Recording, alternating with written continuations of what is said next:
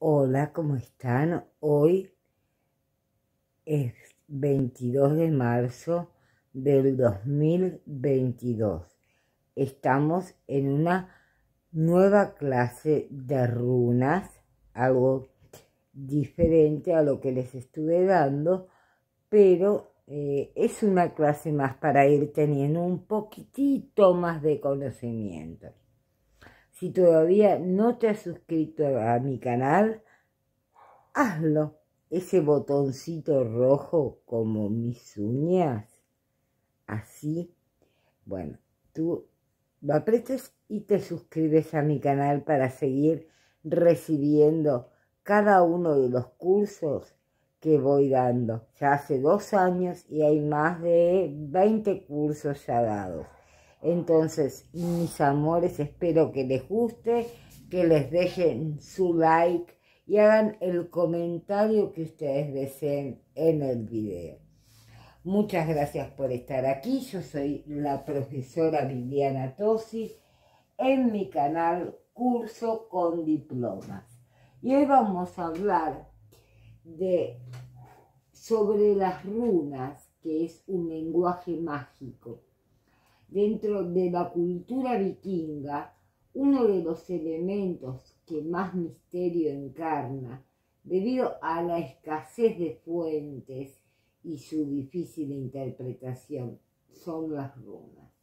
Las runas son el lenguaje escrito, no solo de los vikingos, sino de gran parte de las poblaciones germánicas, que poblaban Europa en la Edad Media y antigua también.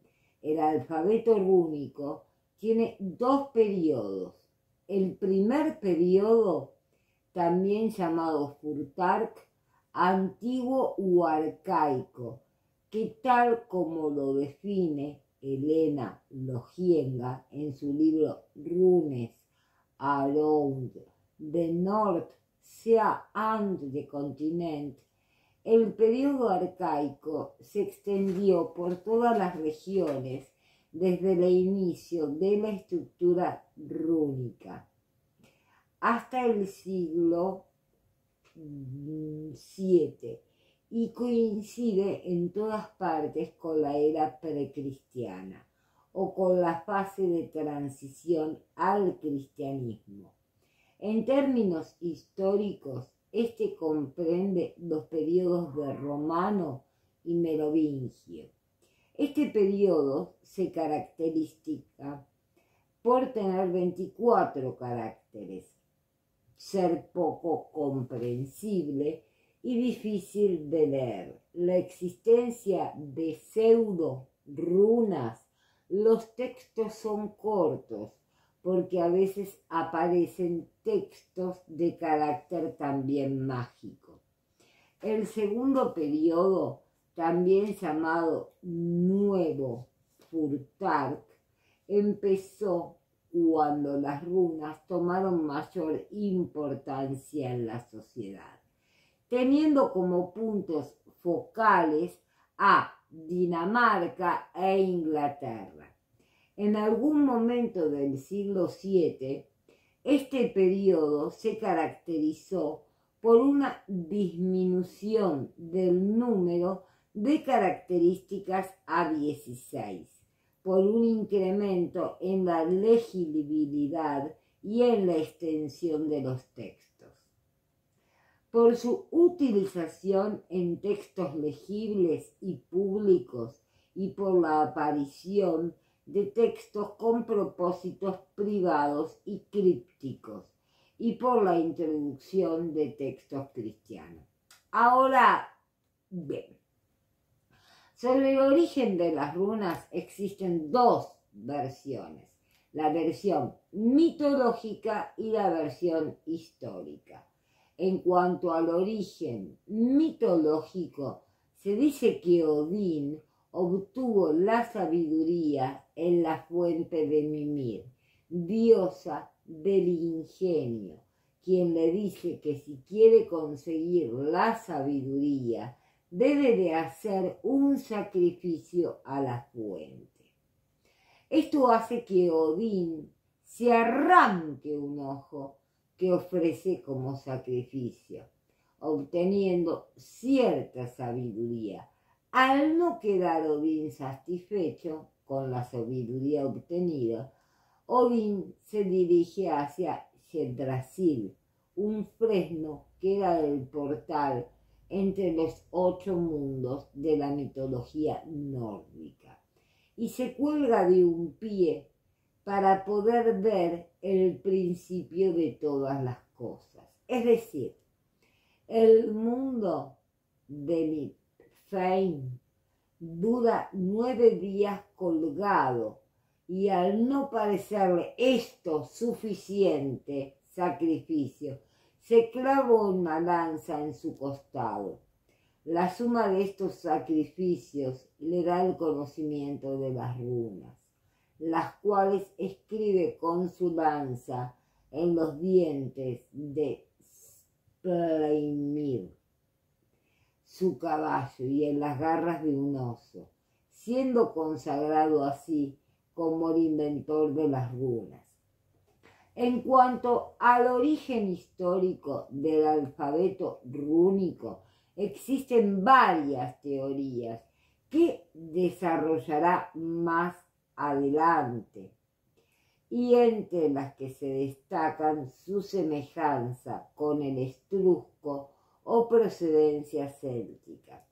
En este punto cabe preguntarse, y nos preguntamos, ¿qué función tenían las runas en la sociedad vikinga? ¿Alguien de ustedes lo sabe? Si lo saben, me lo comentan.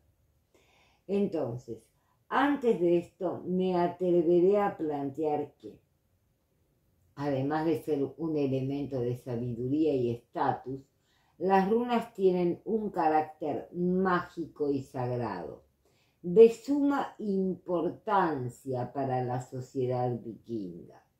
Para desarrollar este planteamiento, me basaré en el ya mencionado texto de Lena Loijenga, Runes around the North, Seam on the Continent.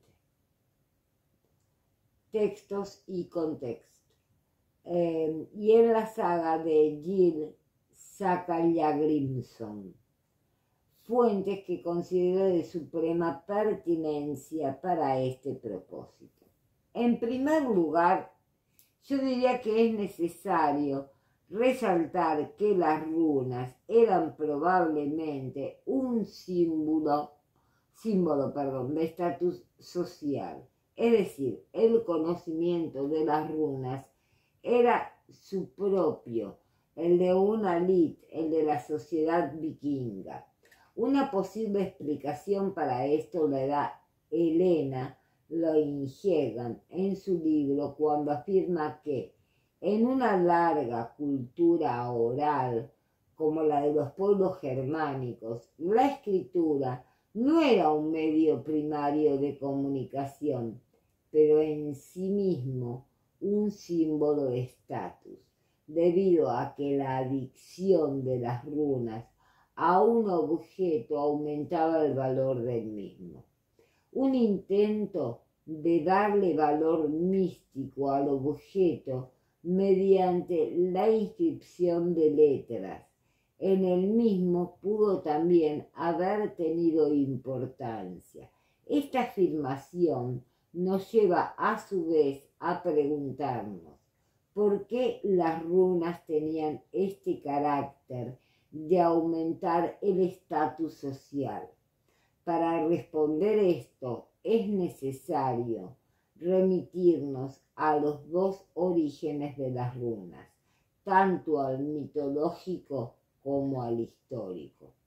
Como pudimos ver anteriormente, al Odín obtener el conocimiento de las runas, es decir, de lo secreto, se consagró como el dios más poderoso, el único con la capacidad de ver el principio y el final de las cosas. Es decir, las runas le dieron un estatus mayor entre los dioses. Si aplicamos esto a la sociedad vikinga, podremos darnos cuenta que al aportar las runas de sabiduría, esta, al igual que sucedió con Odín, daba al vikingo que la poseía un poder mayor sobre sus congéneres y que ya conocía cosas que ellos no, lo cual aumentaba su estatus social. Por el lado del origen histórico de las runas, que son hermosas, Helena Loingenga plantea en su texto una hipótesis que explicaría la manera satisfactoria. Hasta ahí van entendiéndome. Cualquier cosa, ustedes saben que me pueden preguntar todo lo que quieran. Una manera satisfactoria, el por qué las runas tienen un carácter que son aumentadoras del estatus social. Loingenga plantea que las runas se pudieron dar tanto como en forma arcaica como en forma también arcaica de imitación de los primeros alfabetos utilizados en el Imperio Romano, que eran llevados a las tribus germanas por los mercenarios al servicio del imperio.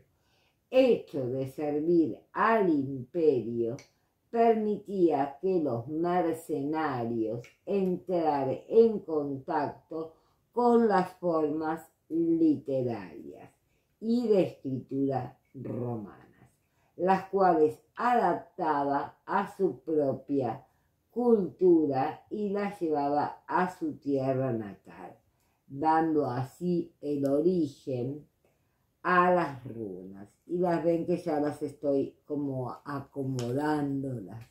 No me encanta verlas tiradas, soy muy cuidadosa con mis cosas.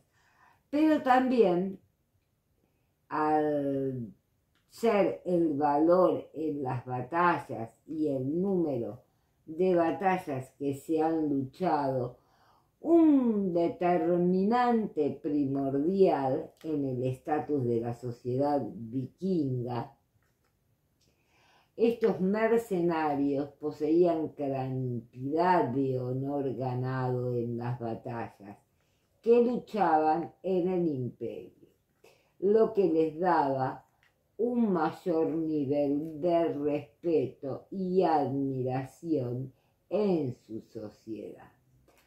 Además, al ser recompensado con riquezas de estatus, y se imponía sobre sus congéneres. ¡Qué maravilla! Esta hipótesis histórica está basada en indicios de una gran influencia romana en las costumbres de escritura vikingas, tales como marcar sus obras de metalurgia o escribir runas en medallones, imitación de los romanos, con el fin de aumentar su valor. En este punto también resurge la pregunta central de este ensayo, ¿no? ¿Tienen las runas únicamente por un valor social o también las tienen por carácter mágico? A lo que les responderé que, además de su carácter social, también poseen un carácter mágico y ritual, pero de gran importancia. Muchos teóricos son escépticos a todo esto, en este aspecto, ¿no? Pero existen algunos indicios muy convincentes que confirman el carácter mágico de las runas, maravillosas runas. Y ritual también, que tiene muchísima importancia, pero existen algunos indicios muy convincentes que confirman el carácter mágico de las runas, que se pueden ver corroborados en una de las principales fuentes de investigación. Maravilloso. Entonces,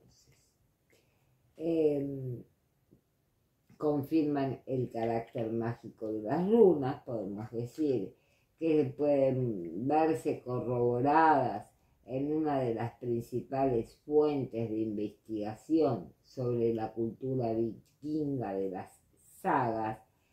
En la saga de Gil Skallagrímson, si no me sale mal el nombre, porque yo para recordar nombres estudio todo de memoria, pero después cuando los nombres me tienen que venir se me van y me distraigo haciendo esto también y bueno, y algunas cosas se me pasan de mi memoria. Eso porque estudio todo de memoria.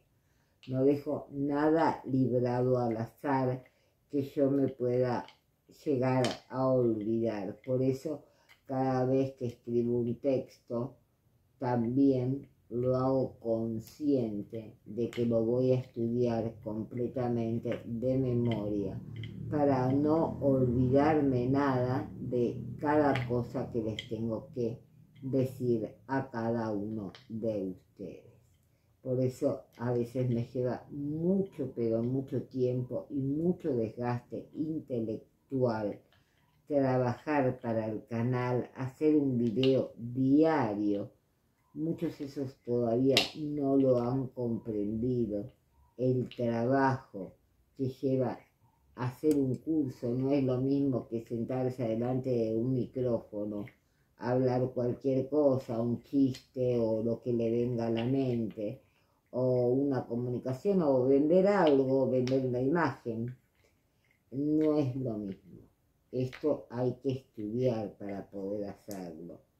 Es muy maravilloso poderlo, todavía a mis 60 años, tener una mente que pueda llegar a estudiar en profundidad y tener todo este conocimiento que Dios y los ángeles me han regalado. Entonces, vamos a continuar. En la saga de Gil Skallagrímson, como habíamos quedado, aparecen varios ejemplos de carácter mágico de las runas. Cuando Gil hace un hechizo contra el rey Eirik, tal como veremos a continuación. Y en esto sí préstenme mucha atención y no a cómo voy acomodando mis runas. Bueno, planto aquí un poste de agravio y dirijo e insulto al rey Eirik y a la reina Hunhil. Dirigió la cabeza del caballo hacia la tierra. Dirigió el insulto a los espíritus protectores del país que habitan estas tierras, para que vaguen perdidos hasta que expulsen del país al rey Eirik y a Grungil. Luego clavó el palo en una grieta de las rocas y allí dejó plantado. Dirige la cabeza hacia la tierra y trazó runas en el palo y dijo todo el conjuro. Como podemos ver, parte del conjuro mágico que usa Egil contra sus enemigos consiste en grabar runas en el poste de agravio, lo que confirmará el carácter mágico de las runas. Pero este no es el único ejemplo. es el más claro sobre el poder mágico de las runas en esta saga. También está el momento en el que Gil cura a la hija de Thorfinn por medio de las runas. Cuando Egil y los suyos se sentaron a comer, Egil vio que había una mujer enferma acostada en la tarima lateral. Egil le preguntó a Thorfinn, ¿quién era esa mujer tan doliente? Thorfinn dice que se llamaba Halga, algo así, y era su hija. Lleva mucho tiempo enferma y era una enfermedad grave. No podía dormir por la noche y tenía como delirios. ¿Se ha hecho algo, dice Gil, para curarla? Thorfinn dice, se han grabado runas y fue el hijo del campesino vecino quien lo hizo, pero ahora está mucho peor que antes. ¿Sabes acaso, Egil, algo que pueda curarlo? Egil dice, puede ser que no le haga ningún daño si lo intento. Y cuando hubo comido hasta hartarse, Egil fue a donde yacía la mujer y habló con ella. Mandó que la levantaran de la cama y pusieran sábanas limpias. Y así lo hicieron. Luego registró la cama donde descansaba y encontró un hueso de ballena sobre el cual estaban las runas. Egil las leyó y luego raspó las runas y las arrojó al fuego. Quemó todo el hueso y mandó a airear las sábanas que habían usado. Entonces Egil dice, no ha de esculpir runas, sino aquel que sepa leerlas. Son muchos los que yerran al usar los misterios. He visto en una rama 10 runas de magia. Causaron a la dueña largo dolor y duro. Egil grabó las runas y le puso bajo la almohada del lecho en que ella descansaba. A ella le pareció como si despertara de un sueño y dijo que estaba curada. Como se puede ver claramente en este fragmento de la saga, las runas tienen un carácter mágico definido, en este caso un carácter tanto curativo como dañino.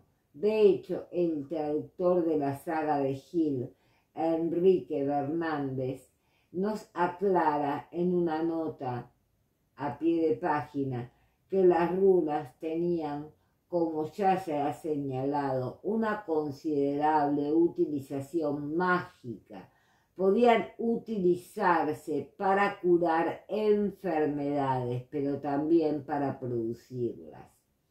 Como hemos visto en la saga claramente, aparecen las runas como elementos mágicos que confirmarían la hipótesis. A pesar de esto,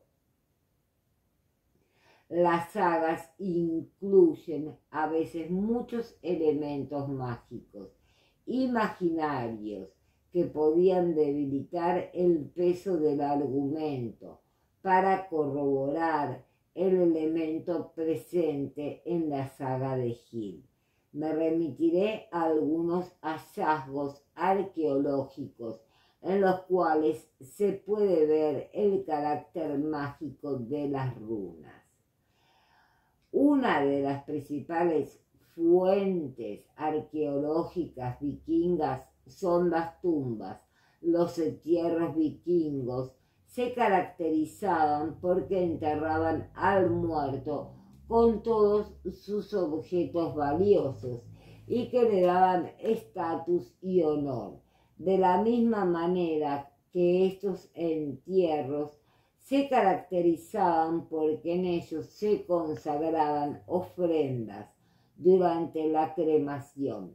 Esta práctica de ofrendar cosas a los muertos se ve claramente explicada por Iván Fadlan en el Risala, donde narra que los vikingos, al morir uno de sus jefes, sacrificaron muchas cosas, como veremos a continuación. Ellos trajeron bebidas embriagantes, frutas, plantas fragantes, que pusieron en el difunto, después pan, carne y cebollas que colocaron para él. Después trajeron un perro que cortaron en dos y lo pusieron en el barco. Después ellos trajeron 2 caballos y corrieron en ellos hasta que sudaron.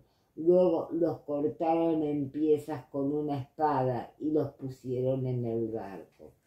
Así como sacrificaban animales, los vikingos ponían también objetos rúnicos de carácter sagrado en las tumbas. Estos objetos eran considerados amuletos de protección por el carácter mágico que le otorgaban las runas. Esto se puede ver claramente representado cuando Helena Loijenja afirma en su texto que los objetos que eran ofrecidos y enterrados podrían tener estas inscripciones para servir en una clase de función ritual. Y no solo en este sentido, puede decirse que arqueológicamente las runas tengan un carácter mágico, la existencia de los braqueteaques, que normalmente tenían runas escritos en ellas. Nuestro carácter, el mágico de las runas, debido a que estos eran considerados amuletos mágicos y de protección, como se verá a continuación. Una categoría de objetos que pudo tener una función ritual o religiosa fueron los medallones, bracteates. Estos eran considerados amuletos como sus modelos, medallones y monedas romanas que tenían esta función. El hecho que fueran especiales se ve expresado por los contextos que fueron encontrados en pantanos, capas de alquitrán y tesoros, huecos de postes y tumbas. Como podemos ver en estos amuletos de protección, se encuentran en lugares que representan alto riesgo de peligro, como los pantanos o lugares sagrados, e importante como las tumbas y los tesoros, reafirmando otra vez su carácter mágico de protección. Otro ejemplo arqueológico de runas con carácter mágico se ve en textos que tienen frases como "yo consagro las runas", que sugieren el carácter mágico de las mismas. De hecho, Helena Loijenja afirma en su libro que las runas fueron usadas en textos con propósitos mágicos, como pueden ser la aparición de secuencias aparentemente sin sentido. Como podemos ver, es probable que estas fórmulas sin sentido sean parte de conjuros o hechizos que darían una vez más el carácter mágico de las runas. Un argumento final que probaría el carácter mágico de las runas sería su aparición en instituciones sagradas, como el Tin de la Asamblea Regional o Nacional, dependiendo de los asistentes, y en el que se jugaba los casos que no tenían podido ser solucionados por medios habituales de venganza o compensación económica. Bedín era la mayor autoridad civil existente en la sociedad vikinga y sus decisiones debían ser acatadas incondicionalmente, tanta relevancia tenía esta institución que incluso se le daba un carácter sagrado, lo que legitimaba aún más sus decisiones, por lo que era demarcado con los palos de fresno, árbol sagrado para los vikingos. Esto se puede ver representando cuando en la saga de Egil reta a Onund que al Sin para solucionar un pleito por la herencia de su esposa, por la esposa de Egil. Onund estuvo vociferando un rato cuando Egil vio que Onund no tenía intención de arreglar el asunto. Egil reta al Tin para el pleito que en manos de la ley de Gulatin Onund dirá, dice, iré al Gulatin y procuraré que no salgas de él con bien. Egil dice que se arriesgará a ello y que de todos modos irá al Tin. ¿Qué le sucede a cada uno según su suerte?